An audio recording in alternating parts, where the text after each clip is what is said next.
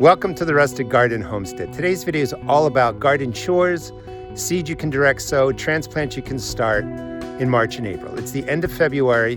My soil is starting to warm. I can work the top couple of inches so I can start direct seeding. I'm going to show you the different things you can do. And remember, every garden's different. If you're covered in snow, you're going to have to do these later in March, beginning of April. But these are just a group of chores you can start March and April in your gardens. Just real quick, there's a lot going on in this video, so use the timestamps to jump around. I'm breaking this down into 3 parts. Stuff you can start indoors, seeds you can direct sow, and then garden chores and fertilizing you can do, obviously, outdoors. If you planted hardneck garlic in the fall, you're going to see that it's sprouting. It's beginning to warm. Garlic is one of the first plants to come up. This is a great time. Take any water-soluble fertilizer and just give the garlic a good drink. Something high in nitrogen is best. Get it off to a great start. If you didn't plant garlic in the fall or you just want more garlic, you can plant soft-neck garlic now in March and April. Please subscribe and follow me. I'll teach you how to take care of an entire garden. And if you want more details on what I'm showing you today, I have over 2,000 videos that will explain most of this, pretty thoroughly. You're just going to space this out a couple inches apart, press it down 2 inches deep. You can just put it on its side, and you're going to have garlic come the end of June here in Maryland. Here in Maryland, kale usually survives our winters. This is a great time to just clean up the kale plants, remove anything that is dead, beat up. Kind of just looks bad, that's not looking so good there. Strip it down, give it a big drink of any water-soluble fertilizer, and that will get your kale growing. Spinach is another plant that survives the winters here in Maryland. I like planting this in the fall. Just remove the beat up leaves, clean it up, and then you can just water it in with the water-soluble fertilizer. Just a quick drink, just like that. You get the idea. Any plants that survived or look like they're gonna make it, clean them up, give them a big drink of any water-soluble fertilizer. That will get them off to a great start. That's Asian cabbage back there, and that is celery. This is one of my seed starting beds. I don't have mulch over here. You don't want to plant seeds right on top of mulch or anything like that. So this is a great time just to get in, loosen up the soil, do a little weeding, but just kind of, wake things up.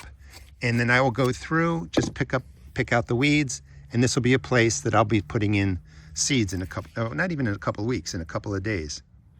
For garden beds that are going to get transplants, I usually put down a lot of mulch. At this point, what you want to do is just move it all to the side. Let the sunlight get into the earth so that it warms up, and when you put in a transplant, it's going to be going into warmer soil. A lot of your crops really regulate their growth based on the warmth of the soil. So if you have mulch on there, yes, that's great for conserving moisture and feeding the garden and all that kind of stuff. But coming out of winter, it also keeps the cold in. So just move the mulch to the side, let the soil warm, get your transplant in, and then you just come back and move the mulch back around that transplant. Now is really a great time just to clean up your beds. This is broccoli that didn't make it.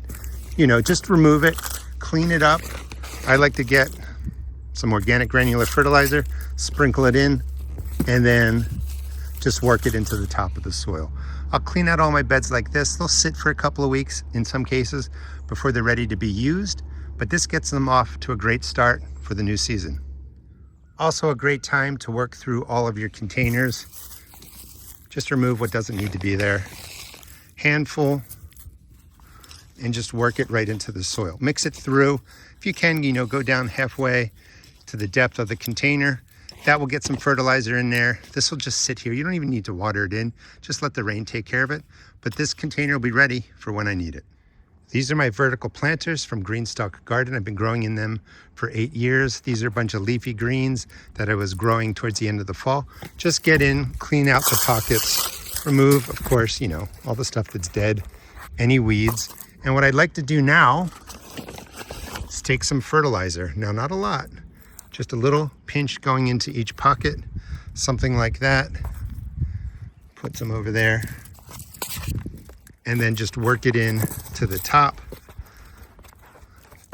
Let the microbes and the rain just kind of wash it down there. But I'm really getting everything prepped now for easy planting when a lot of my transplants that I'm growing indoors are ready. Strawberry plants can take really deep freezes. Come spring, late winter, they're going to be starting to green up. I just, as rough as you see this, break up all the dead leaves, stems, give them a good drink of a water-soluble fertilizer. That's going to get them off to a great start. And finally, for some basic maintenance, if you feel like your beds weren't well prepared in the fall, or maybe they need more fertilizer, any of your beds right now, mulched, unmulched, handful of organic granular. That's a 4 foot by 4 foot raised bed. Just 2 handfuls. Let the rain wash it in. It's going to pay dividends going forward. Nothing fancy, but you're just getting the beds prepped for the new season. You can start your leafy greens. We have endive, kale, collards, and lettuce in there. These are 2.5-inch containers. I sell all this at my seed and garden shop. These are actually being grown without grow lights. 2.5-inch pots, seed starting mix. Put the seeds in about 8 weeks ago. They come out here during the day when the temperatures are above freezing. If not, they just sit by the window over to the left there. And then they come in at night. They'll grow a little bit more slowly, but you can start transplants without having to put them under grow lights. And this is just one method. There'll be a future video coming up on this if you want more details. March is a great time to get your peppers started. These were started on January 26th. Today is the 25th of February. So they've been growing, just about 4 weeks from putting the seed into the starting mix, and they look pretty good. You want to start your peppers now. They like a good 8 weeks indoors, 10 weeks, or even 12 weeks. So get your peppers started as soon as you can. Now is a great time to start your leafy greens. These were started on January 21st. You still have plenty of time. These have been growing about 5 weeks. I like to grow them 6-8 weeks indoors, get them outside. But we have some of the leafy greens here, loose leaf lettuce, some loose leaf lettuce right there, spinach, collards, that is Swiss chard right in there, and then more spinach back there. You can also start your kale. Anything that's a leafy green, you can really get started. You can also start your broccoli, your cauliflower, your Brussels sprouts, and cabbage. A lot of people start vegetables indoors, but they don't start flowers. It's a great way to save money. So right here, I have some yarrow. These are about 8 weeks old. We have yarrow, blue better sage, some more yarrow, Maximilian sunflower, which is a perennial sunflower. In the back, we even have some basil. That's for a future video. But you can start a lot of your perennial flowers now. These are Shasta Daisies. Get them a good 8-10 weeks indoors. So if you start on March 1st, they don't need to really go out till May 15th. You'll get 10 weeks of growth and you have beautiful flowers to go in. And a lot of them are going to bloom. This is rhubarb that's probably like 13 weeks old. You can start rhubarb from seeds. It grows really quickly. These plants are large. You don't need 12 weeks. But in 8 or 10 weeks, you're going to have rhubarb plants that are ready to go out into the garden. You can also start your onions. I start them in foil trays like that. I overseed them, let them grow a good 8 weeks, and then I just tease the roots out and plant them out into the garden. I wouldn't necessarily start your tomato plants too early. They need about 6 or 8 weeks of growth. The tomatoes you see right there are on week number 6. So start your tomatoes 6 to 8 weeks before they're ready to go in the ground. And what does that mean? Any of your warm weather crops, you want them to go into soil temperatures that's about 65 degrees Fahrenheit, that top inch or two, top 2.5, 5 centimeters. I think that's 18.5 degrees Celsius. So you time the warm weather crops based on when you want them to get into the garden. So if I want these to really go out, say May 15th, I go back to April 15th, another 2 days, another 2 weeks, that's April 1st. So somewhere around mid-March, I would start my tomato plants. Now is a great time to start your sweet potatoes. You want to grow slips, this green part that comes up. When they're about 4 inches, 6 inches tall, you break them off, put them in water, let them root out, and then you plant them out into your garden when it's warm. Here in Maryland, that would be around mid-May or a little bit later. These can take a good 12 weeks or longer to go through the whole process. So you want to get your sweet potatoes started now. And again, please follow me. I'll show you how I plant all these out in the garden and take care of them. I also have plenty of videos if you want more details on everything that you're seeing, especially starting sweet potato slips. You can do the way that I like, starting them in soil, or you can do them the classic way, just starting them in a jar of water. March 1st is when I'd like to get my potatoes into the ground. And again, I'll be doing full videos on this. I like to pick out the seed varieties that I want now, and then I just keep them in the house where it's warm, and you want them to chit. You want them just to get a little bit of growth, and then these are going to be planted 4 to 6 inches deep in my garden, in containers, in the raised beds. But now's a perfect time to pick out your potatoes, let them start to chit, get ready for planting. Another thing you can do now is take fig cuttings and other fruit cuttings. Not all of them, do well. Figs do really well. You can see that right there.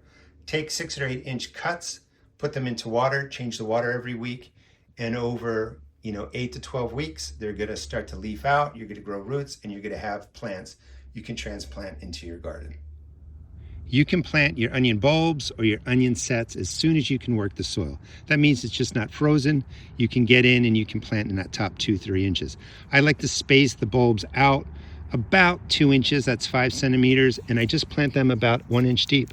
Push them in about 1 inch, 2.5 centimeters, cover them over, water them in, let them go. They'll be good for March and April. There's plenty of rain, usually here in Maryland, and they'll do their thing. Peas are some of the first seeds you can put out into the garden. I like to pre-sprout the ones that I'm putting out early, just so they're not sitting in cold soil, then they have a chance to rot. Wrap them up in a paper towel. In about 5 or 6 days, they're going to pre-sprout. These went a little bit longer. You can see the long roots. You want the pea sprouts to look something like that. And then you're just going to make a hole about 1 inch deep, 2.5 centimeters deep. And I want to use a pea that looks like that. Just drop it in, cover it over. Pre-sprouting helps them survive the colder temperatures, less likely to rot, but more importantly, you get them germinated and they're going to start growing more quickly. Another way to plant the peas that you pre-sprout, and just to be clear, these are pre-sprouted indoors where it's warm. You can just dig a small row, a trench, about 1 inch deep, and then drop the peas 1 inch apart, 2.5 centimeters apart. This way, if they have bigger root systems, you just drop them on the side. They're going to know what to do, and then just cover them over. There is never a bad time to build a compost bin. Usually what stops people is one, having the space, which I understand. But if you have the space, just build any bin that's 4 feet by 4 feet wide. You could use posts. You could just make a big circle with a 4-foot diameter. Get started, put your debris in there, leaves, garden refuse, whatever. And in a year or two, you're gonna have great compost for your garden. So next I want to talk about seeds you can direct sow. When you start plants indoors, they germinate in about 7 days. When you start them outside late winter, early spring, they can take really long to germinate, 2 weeks, 3 weeks, 4 weeks. So the first wave of crops that I put in early March are in my hand. I'll show you what they are. And then I also sow these seeds about every 2 or 3 weeks through March and through April. You don't want to plant 500 radishes at once and then have to eat 500 radishes. So you do like 50 and then 2 weeks later another 50. It's called succession planting, and that's what I like to do with my seeds for the cool weather crops. Let's start with beets. Beets are actually a pod, so that's not a seed. It's not a single seed. In that pod, there's multiple seeds. So you just put 1 pod per hole. I like to plant them, I don't know, about 1 inch, 2.5, 5 centimeters apart, 1 to 2 inches apart. In between rows, 6 inches, 15 centimeters. That works pretty well. You want to plant the seeds 1/2 inch deep, 1.25 centimeters deep. And all I really do is set it up just like this, drop in the seed, cover it over, water it in well. My first wave of beet seeds are planted. Next is lettuce. This is a red velvet lettuce, red leaf. I'm planting this as cut and come again, which means I'm going to cut the leaves off when they're smaller, maybe 2 inches, 3 inches tall. I'm not growing them for a mature full-size head. So in this case, every inch, 2 inches apart, I'm dropping in 2 seeds. I want to put in 2 seeds per hole in case one doesn't germinate. Because it's cut and come again, I'll probably leave both plants. If you were growing this to full size, you'd want the spacing to be 4 inches, 6 inches, 8 inches apart. That's 10 centimeters to 15 centimeters apart because you're growing it to full size, so you need more space. About 1/2 inch deep, 1/4 inch deep, it really doesn't matter that much, and then just cover them over, water them in. First wave of lettuce, not overdoing it. I have a lot of transplants going. I'm gonna have plenty of leafy greens. I also like planting my first wave, the wave that goes in usually March 1st, all in one area so that I don't have to pop around the garden and tend seedlings that are popping up all over the place. So I can just take care of everything right here. Next are radishes. I love radishes. I plant all kinds of different varieties. You can see the general spacing. 2 seeds per hole. If they both come up, I'll thin them down to 1 plant. If they're the long icicle type, more like carrots, just like these. If it's the round type, I will leave both seeds in there and they seem to do perfectly fine. So you can plant 2 radishes per hole. That sets up the radishes. And again, I'll be planting a lot of these crops every 2 weeks, every 3 weeks. Here I'm going to be planting some Bloomsdale spinach. There's a greater space between rows. I want these to get to fuller size. 2 seeds per hole. You can thin them down to 1 plant if you want. So my spinach is in. And over next is arugula. So some of the arugula survives the winter nicely, so I cut it back. Put in about 6, maybe 8 holes, 1/2 inch deep, 1.25 centimeters deep. And I dropped in 2, 3 arugula seeds per hole. I will thin them down to 1 plant. Arugula gets really big, and this will be my arugula patch. Next are leeks, one of my favorite crops. They are really frost tolerant. They overwintered here. We had, really cold freezing days, consecutive days, and some of them made it. You can see the general spacing. 2 or 3 leek seeds per hole. I don't like waiting around just in case something's not going to germinate. I'd rather thin plants down and you get a lot of seeds. You definitely want to thin leeks down to 1 plant. They can take up to 120 days to mature, and you don't want them competing with each other. So general spacing, something like this. I tend to plant things more closely together. If you don't want to do that, just follow the instructions on the seed pack. But leeks are something you definitely can get in early March. The Chinese cabbages are great to plant now. Really cold hardy, can take a freeze and a frost. This is bok choy or pak choy, the Chinese cabbage, overwintered. You can see it looks pretty good. This is probably good at flower. I don't have any seeds now. I would be planting them. I have to go pick some up. But definitely plant your bok choy, pak choy, full size. General spacing looks something like that. Really cold hardy, fast growers. I don't like starting these indoors because it's a little too warm for them. And I find that the pak choy, bok choy tends to flower indoors prematurely. So I like to direct seed them as soon as I can work the soil. I love carrots. They can be a little tricky to grow in Maryland because of our clay soil. So I've set up this raised bed with really loose soil. So these carrots can grow straight down and hopefully it'll be a good size. General spacing, 1 inch, 2 inch, 2.5 centimeters, 5 centimeters. I plant again more closely together. I like to put in 2 or 3 seeds. Sometimes carrots don't germinate that well here in Maryland, or at least in my garden. So I would rather thin them down than just put 1 seed in. There's about 40 to 50 carrots in this small space. This will be wave 1. I will do a second wave of carrots towards the end of March, beginning of April. Another cool weather crop that you can direct sow or start indoors is kohlrabi. This overwintered. It's a little beat up. You can see the general spacing. They get quite large. Some of these look okay. This one looks rotted back there. Anyway, they overwintered. I have to pick up some more kohlrabi seeds. But kohlrabi, great to start indoors, 6 to 8 weeks, get them outside, or you can direct sow them now. And then finally, I like to plant early on dill, cilantro, which sometimes surprises people, but they can take the cooler weather, and parsley. This is a raised bed that I use for wildflowers. I just take a mix of dill seeds, parsley seeds, cilantro seeds, and just sprinkle them around. I don't care really how they lay or how they fall. And this will be an area that is really for beneficial insects, but I can come over here, harvest them, as I wish, of course. You can also plant these, just follow the instructions on the back of the pack. But you can get dill, cilantro, and parsley out now. I even seed start that indoors. I love it, but this is a good way to get it started. And I'm, just mixing this around, making sure the seeds get under the surface.